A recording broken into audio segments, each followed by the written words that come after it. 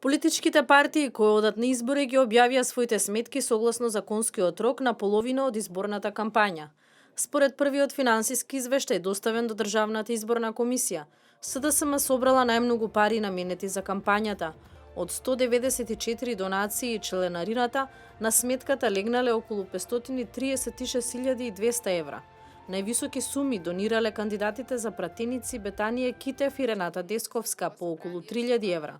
Донирале министри, градоначалници, пратеници, на некои од донаторите името им се јавува и по неколку пати.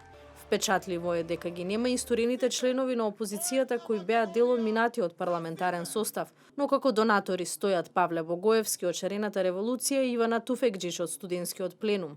СДСМ во првиот дел од кампањата потрошиле околу 320.584 евра, најмногу за реклами. Иако повеќе донатори, 427, сепак ВМРО ДПМН е собрале помалку пари споредбено со СДСМ, или 121.035 евра. Но владеачката партија потрошила два пати повеќе од опозицијата, или околу 715.983 евра, и тие најмногу за реклами. Најмногу донирале партискиот секретар Кире Божиновски со околу 89.000 денари, Митко Чавков и Трајко Велјановски со по 45.000 денари.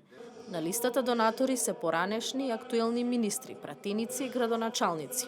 Никој од челниците на ДУИ не донирале во првиот дел од изборната кампања.